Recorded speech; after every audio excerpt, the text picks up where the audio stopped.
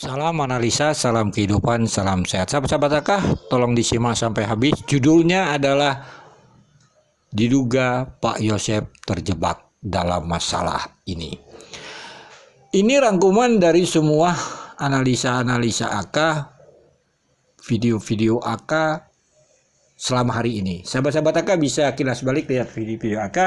Intinya AK tidak membela siapapun.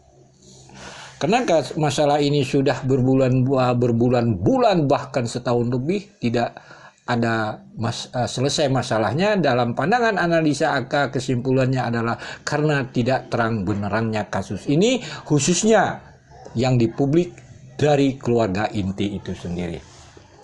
Sahabat-sahabat AK akan memulai menganalisa Pak Yosep. Pak Yosep bagi AK ada 3 fatal yang mudah di-framing atau dibuat isu terhadap dia.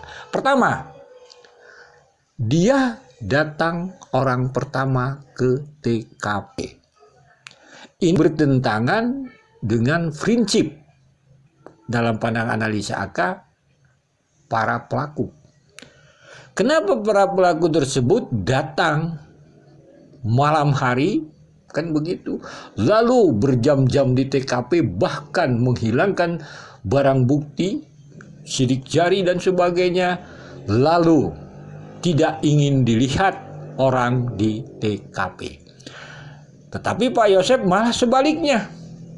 Dia orang pertama datang ke TKP, meninggalkan sidik jari, meninggalkan barang bukti dan sebagainya. Tetapi dalam konteks pandangan analisa, itu semua terjadi setelah peristiwa itu. Kan begitu, peristiwa Rajapati itu. Tetapi yang namanya kita dalam menganalisa mempunyai tujuan dan konteks masing-masing. Dalam pandangan analisa apa yang didapat oleh Pak Yosep itu semuanya adalah peristiwa setelah kasus Rajapati itu, pagi itu.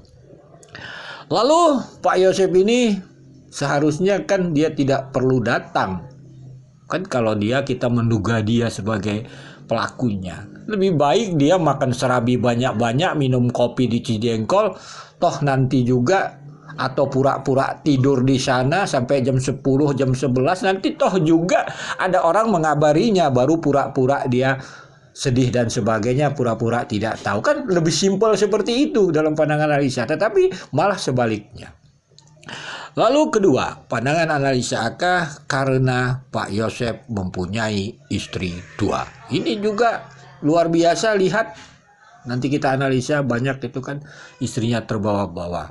Ketiga, karena Pak Yosep mempunyai, yang katakanlah kita tidak perlu lagi bicara struktur yayasan atau sekolah, dia mempunyai perusahaan, katakanlah dia ownernya. Disinilah rangkuman 3 ini bagi AK sangat-sangat wajar. Pak Yosep ini jadi bulan-bulanan seperti itu. Sekali lagi sahabat-sahabat AK, nanti kita akan menganalisanya lebih dalam. Hanya sekali lagi, AK tidak mencari pelakunya, AK ingin mencari terang benerang yang di ranah publik. Adapun mungkin yang bukan di ranah publik, karena ini sudah hampir setahun setengah lebih, mungkin ada isu-isu yang lain, data-data yang lain yang ada itu, tapi tidak AK tampilkan, AK cukup menganalisanya. Sekali lagi, itulah tentang Pak Yosep. Mari kita dengarkan tentang Yoris dan Danu. Yoris akan memandang dia adalah anak daripada korban, kakak daripada korban. Dia adalah ketua pengurus yayasan atau kedudukannya di bawah owner yang menjalankan perusahaan tersebut. Dialah yang menjalankan perusahaan tersebut. Kan begitu sahabat-sahabat AK. Yoris ini sangat baik. Boleh dibilang, ya AK bilang tadi, karena dia tidak ada di TKP pada jam-jam yang boleh dibilang bukan orang pertama yang datang di TKP. Dia punya alibi tidur dan sebagainya. Makanya sangat wajar bagi AK dalam menganalisanya, dia akan berbeda dengan Yosef. Kalau Yosef salah dia karena dia datang tanggal 18, silahkan. Permasalahan Yosef hanya di tanggal 18 pagi dia datang. Itu yang substansi krusialnya. Tetapi ini Yoris, dia yang tidak pertama datang, dia punya alibi tidur, tetapi setelah dia datang, dialah orang pertama yang membuat karangan cerita, alibi dan sebagainya, dongeng dan sebagainya, bahwa tentang kunci mobil Alphard.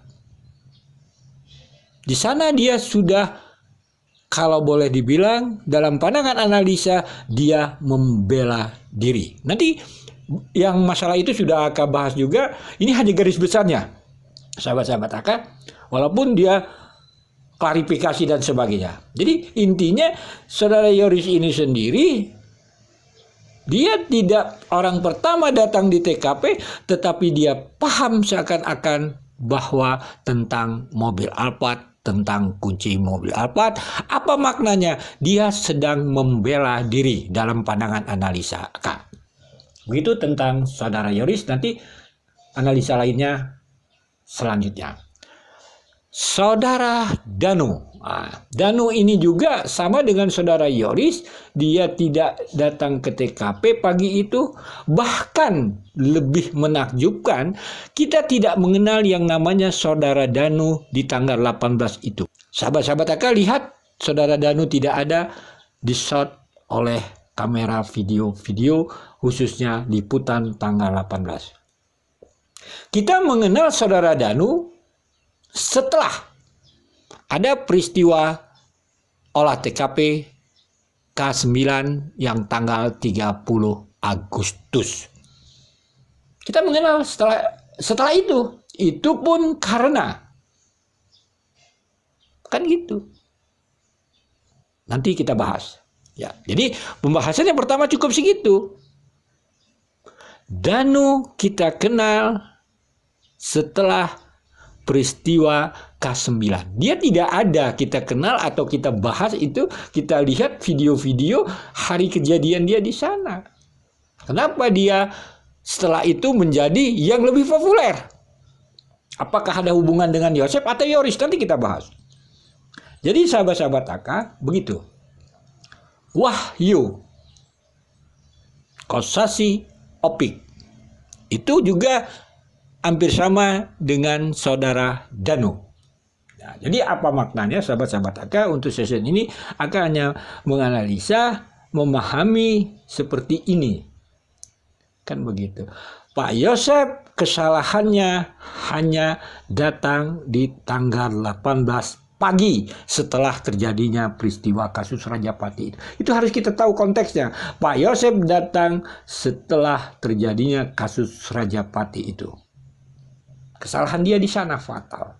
Sedangkan saudara Yoris, dia tidak datang pertama di TKP, tetapi dialah orang yang pertama membuat keterangan, karangan cerita tentang kunci mobil Alphard. Saudara Danu itu mungkin menyusul tentang ranah setelah olah TKP K9.